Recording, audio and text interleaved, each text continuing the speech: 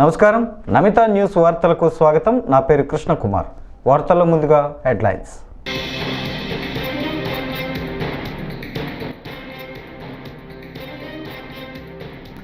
విజయవాడలోని వరద ప్రభావిత ప్రాంతాల్లో సహాయక చర్యలు ముమ్మరంగా సాగుతున్నాయి. CM Chandrababu.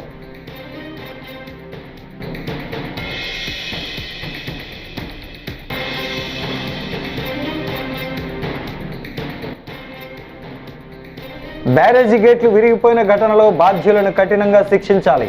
YS Sharmila demand.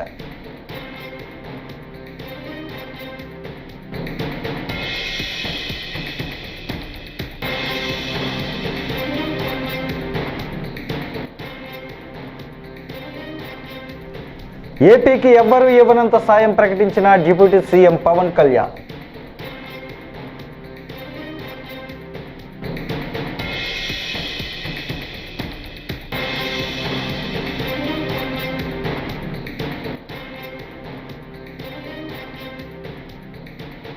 AP తెలంగాణలకు సాయం చేసేందుకు ముందుకు వచ్చిన సోనూ సూద్.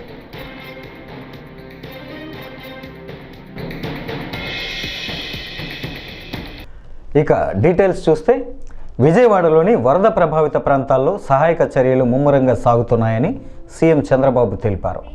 బుధవారం ఆయన మీడియాతో మాట్లాడుతూ ఎక్కడ ఎలాంటి అవసరం వచ్చినా తాము అండగా ఉంటామని భరోసా ఇచ్చారు. బురద తొలగింపు పనులు ప్రారంభమయ్యాయని చెప్పారు. 62 మెడికల్ క్యాంపులు ఏర్పాటు చేసినట్లు తెలిపారు. 2100 మంది పారిశుద్ధ్య సిబ్బందిని ఏర్పాటు చేసినట్లు తెలిపారు. 100కు పైగా ఫైర్ ఇంజన్లు వచ్చి సహాయక చర్యల్లో పాల్గొన్నాయని, ప్రొక్లయన్లు, ట్రిప్పర్ల ద్వారా వేస్టేజ్ను తరలిస్తున్నామని తెలిపారు. చేస్తే తప్పించుకోవాలనుకుంటే మాత్రం వదిలిపెట్టే సమస్య లేదు. తప్పు చేసిన వాడు తప్పు చేసినట్టు ఒప్పుకోకపోయినా సైలెంట్గా ఉంటే గమ్మునుంటాం తప్ప మళ్ళీ ఎదురుదాడి చేయడం, ఇది కొత్త విద్య నేర్చుకున్నారు.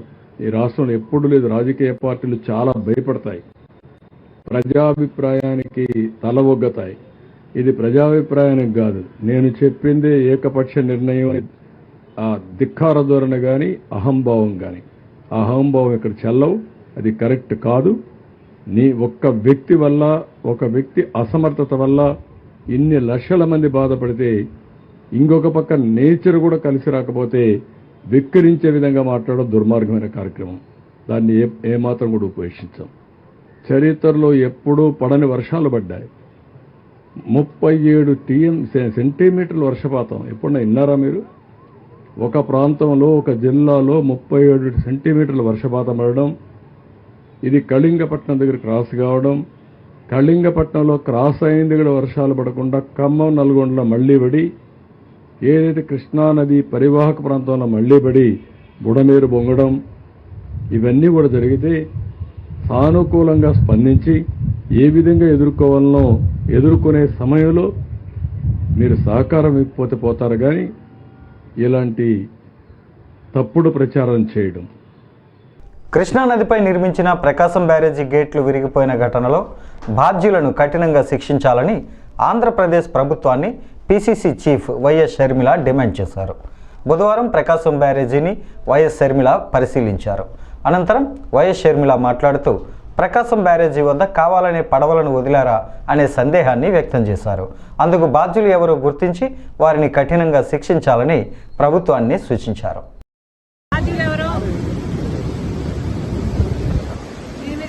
జరగాల్సిన అవసరం ఉంది. అసలు ఇలాంటివి మళ్ళీ జరగకుండా ఎందుకు కట్టడి చేయలేమో ప్రభుత్వాలు ఆలోచన చేయాలి. బికాజ్ ఇంతకు ముందు కూడా ఇలాంటిదే జరిగింది అని వింటున్నాం. ఈసారి అయితే వచ్చిన ఫోర్స్కి బీమ్స్ కూడా దెబ్బతిన్నాయి.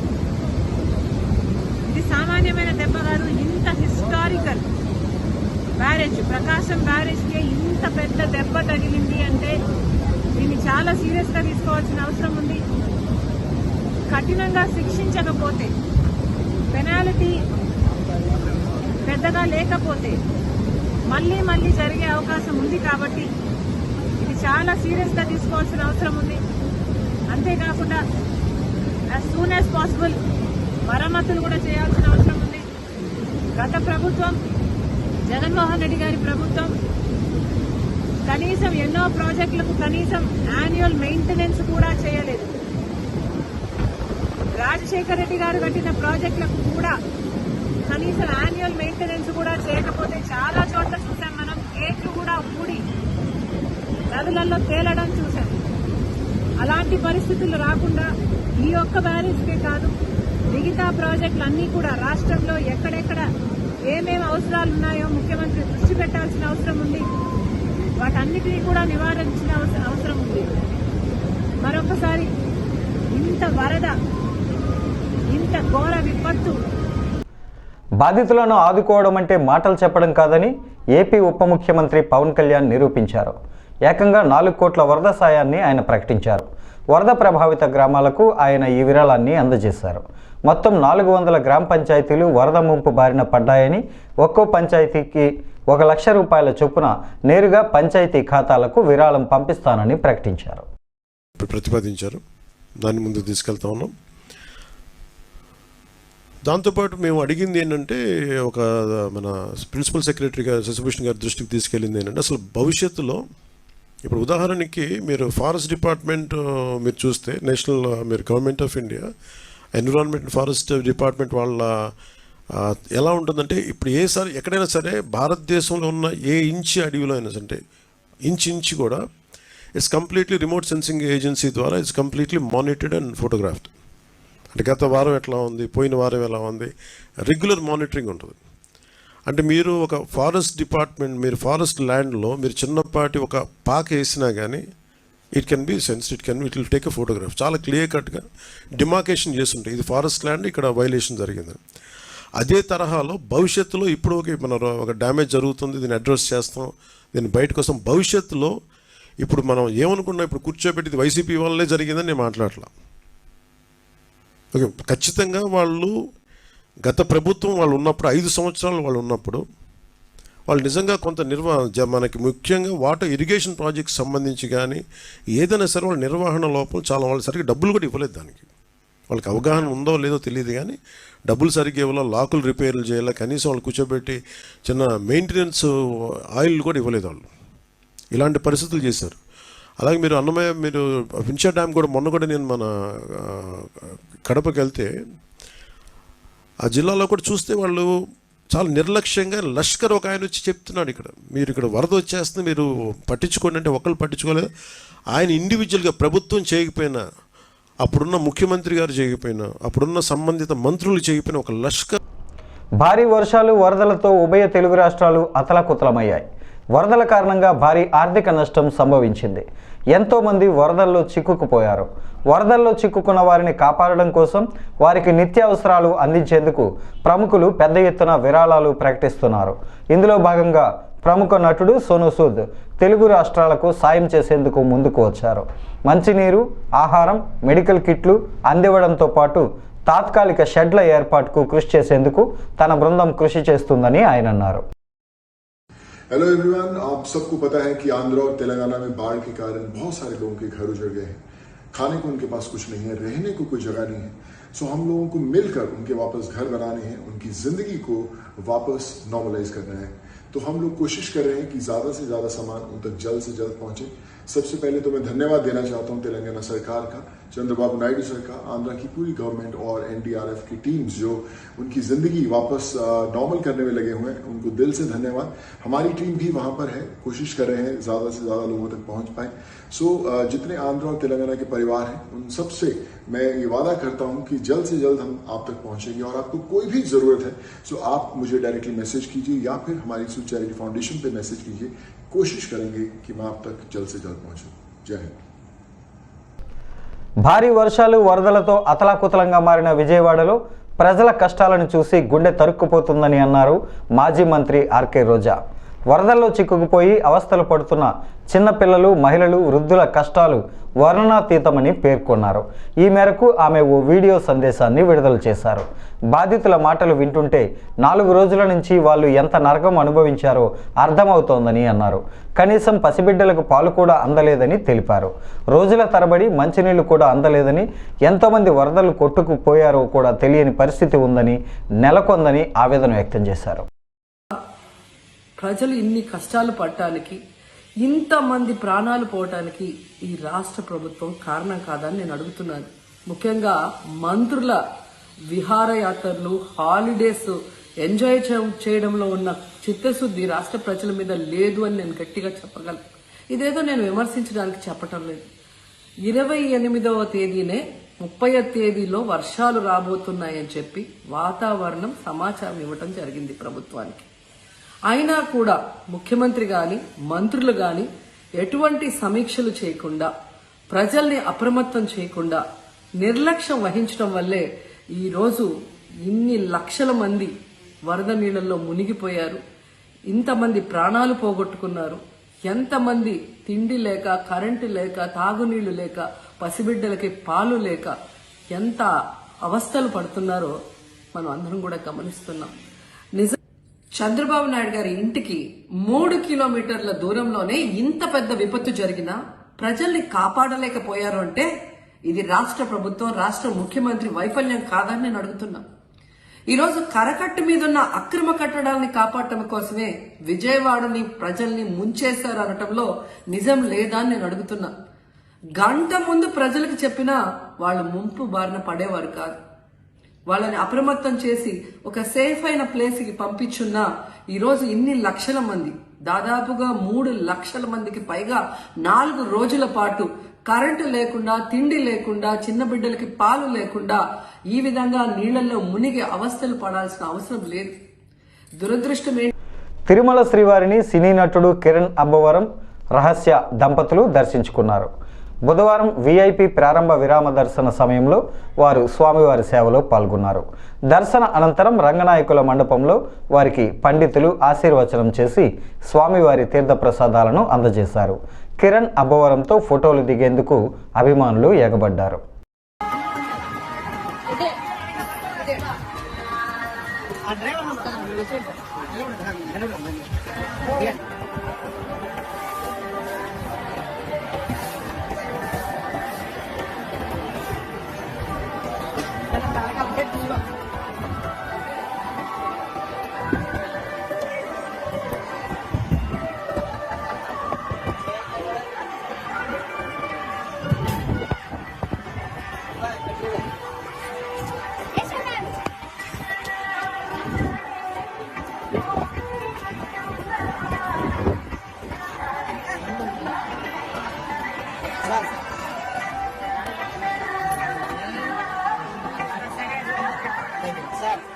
మీరు వచ్చేది కాదు, మేడం కూడా తెలుసా, వచ్చేది చెప్తున్నా.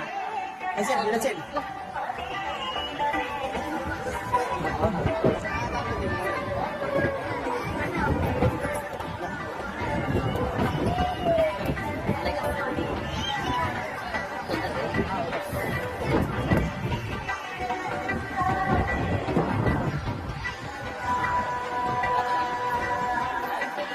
వాట్సాప్ అయిపోయింది. ఫాస్ట్గా వచ్చేయండి.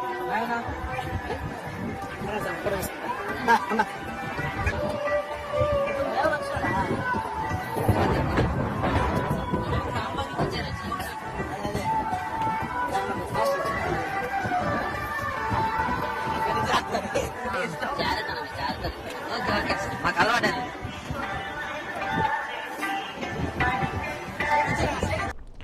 విజయవాడలో దారుణ వరద బాధితులకు వైఎస్ఆర్ కాంగ్రెస్ పార్టీ తరపున ₹1,00,00,000 సాయం చేయబోతున్నామని, అందులో భాగంగా బుధవారం ఉదయం 1,00,000 పాల ప్యాకెట్లు, 2 లక్షల వాటర్ బాటిళ్లు పంపిణీ చేస్తామని ఈ మేరకు పార్టీ అధ్యక్షుడు వైఎస్ జగన్ నిర్ణయించారని మండలి విపక్ష నేత బొత్స సత్యనారాయణ ప్రకటించారు. ఆ తర్వాత స్థానిక అవసరాలు గుర్తించి పార్టీ నుంచి సాయం అందిస్తామని, మొత్తం ఈ కార్యక్రమంలో పార్టీ నాయకులు, కార్యకర్తలు పాల్గొంటారని ఆయన తెలిపారు. పాలు అందట్లేదు, మాకు వచ్చి భోజనం అందట్లేదు, ఏ రకంగా ఈ జీవనాన్ని గడపాలనే ఎంతో ఆతుతో భయాందోళనలో ఉంటున్న పరిస్థితులు. 2-3 రోజులు ఇవాళ మధ్యాహ్నం వరకు కూడా కనీస అవసరాలకి లేని పరిస్థితులు. ఈ నేపథ్యంలో మేము కూడా నిన్నటి రోజున మా పార్టీ తరఫున మా నాయకుడు కూడా ఆయన కూడా పర్యటించారు, ప్రత్యక్షంగా వెళ్ళి చూశారు. ఆ తర్వాత విన్నాం, ఆ బాధలు విన్నాం. ఆ నేపథ్యంలో ఈరోజు మా నాయకుడు మా పార్టీ తరఫున ₹1 కోటి సంబంధించిన పార్టీ విరాళంగా పార్టీ ఆర్థిక సహాయాన్ని క్షతగాతులకు చేయాలని, అందులో రేపు ఉదయాన్నే 1 లక్ష పాల ప్యాకెట్లని, 2 లక్షల వాటర్ బాటిల్స్ని ముందుగా రేపు ఉదయం పార్టీ తరఫున ఎవరైతే ఇబ్బందులు పడుతున్న ఈ ప్రధానికి అందించాలని, తదుపరి ఆయా వార్డుల్లో ఉన్న మా నాయకులు మా పెద్దలు అందరూ కూడా ఆ ప్రాంతంలో ఏం అవసరాలు ఉన్నాయో తెలుసుకుని వాటికి కూడా ఇంకా మళ్ళీ పెద్ద ఎత్తున సహాయం చేయాలని నిశ్చయించడం జరిగింది. రేపు ఉదయం 6 గంటల నుంచే ఈ సహాయ కార్యక్రమాలని వీరికి అందించే ఏర్పాటుని రేపు చేస్తాం. ఇకపోతే గత 2 రోజుల నుంచి ముఖ్యమంత్రి గారు ఎన్టీఆర్ జిల్లా కొండపల్లిలో మంత్రులు నారా లోకేష్, నిమ్మల రామనాయుడు పర్యటించారు. వరద ముంపు ప్రాంతాన్ని పరిశీలించి సహాయక చర్యలకు సంబంధించి అధికారులకు ఆదేశాలు జారీ చేశారు. వరద బాధితులతో మంత్రి నారా లోకేష్ మాట్లాడి సమస్యలను అడిగి తెలుసుకున్నారు. అధికారులు అప్రమత్తంగా వ్యవహరించాలని అన్నారు. మంత్రులతో పాటు ఎమ్మెల్యే వసంత కృష్ణప్రసాద్, మాజీ మంత్రి దేవినేని ఉమా, జనసేన అధికార ప్రతినిధి అక్కల గాంధీ ఈ పర్యటనలో పాల్గొన్నారు.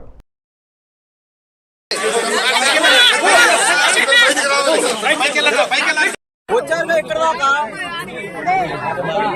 వీడియో వాళ్ళందరికీ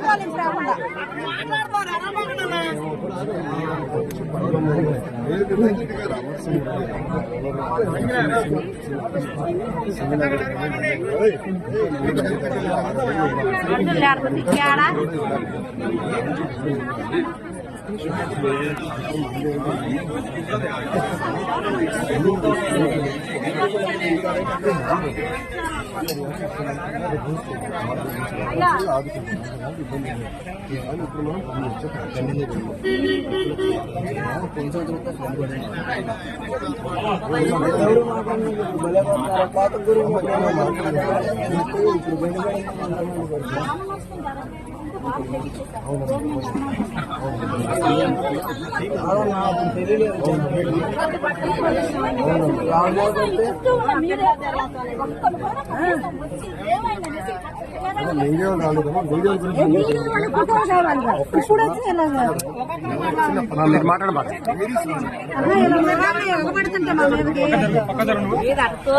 రాకుండా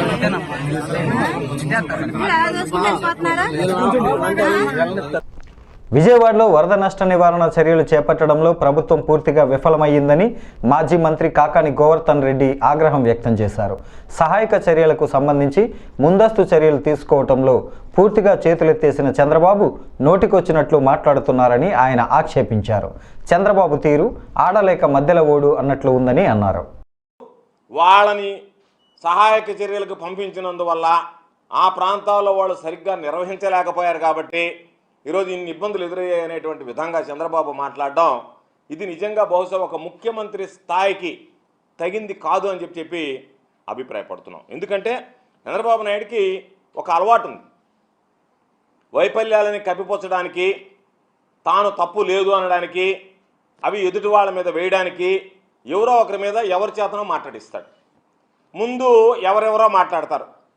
అదే అంశాలను తర్వాత ఎల్లో మీడియా ధృవీకరిస్తుంది, అవును దీనివల్లనే ఇది జరిగింది అని చెప్పి నేను ఆ 3వ స్థాయికి 3rd స్టేజ్లో చంద్రబాబు వస్తాడు.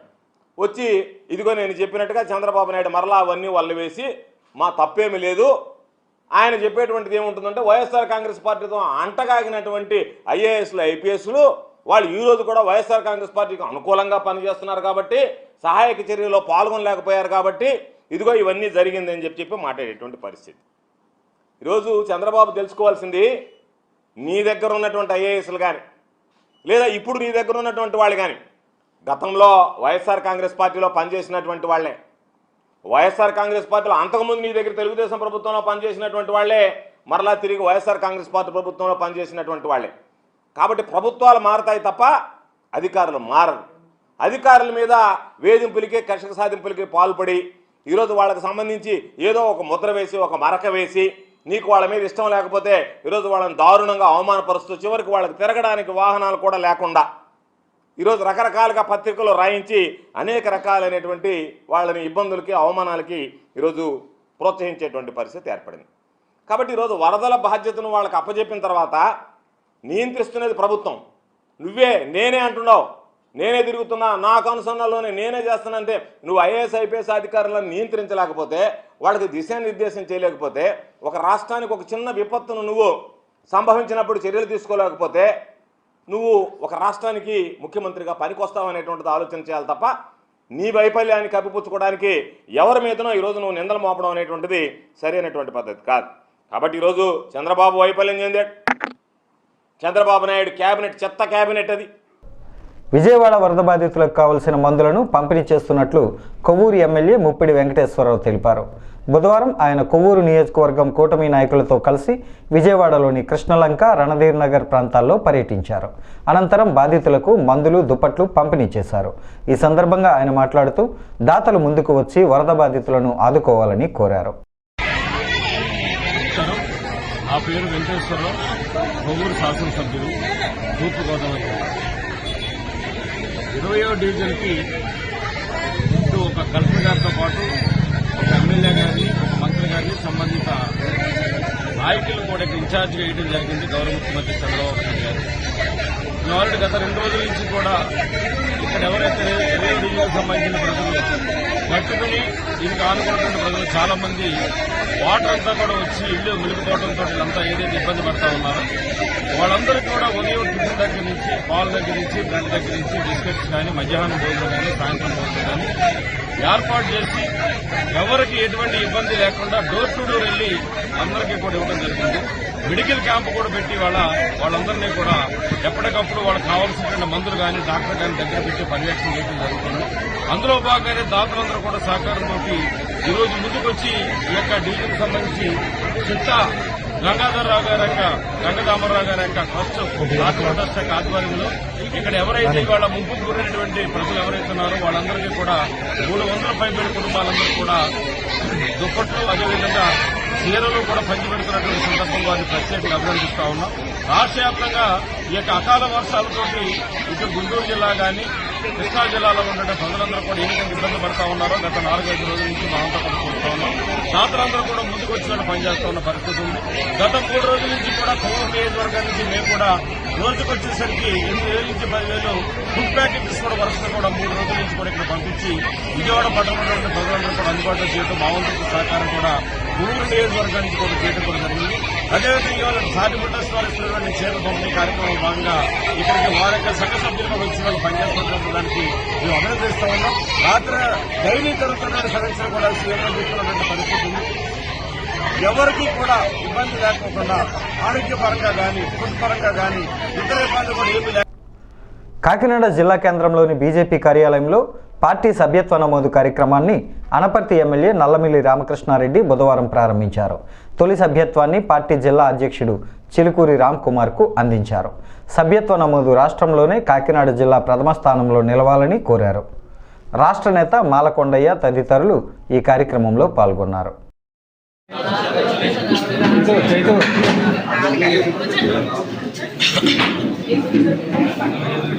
కొంచెం కెమెరా డౌన్ చేయాలి. ఓకే,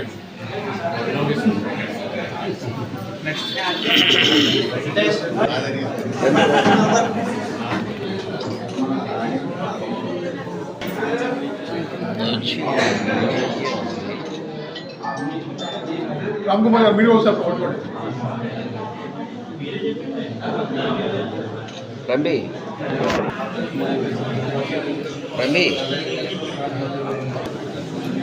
అన్నా, నంబలనా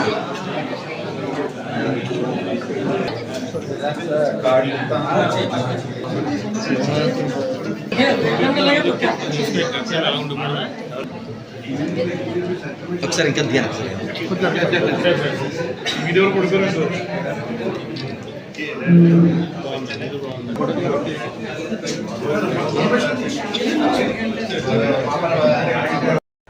భారీ వర్షాలకు కృష్ణా జిల్లా గన్నవరం నియోజకవర్గం ముస్తాబాద్లోని స్టాక్ యార్డులు జలమయమయ్యాయి. బుడమేరు వరద ఉధృతి ప్రభావానికి పెద్ద సంఖ్యలో మోటారు వాహనాల షోరూంలు జలదిగ్బంధంలో చిక్కుకున్నాయి. టాటా మోటార్సు స్టాక్ యార్డులోని కార్లు, ఆటోలు, లారీలు నీట మునిగిపోయాయి.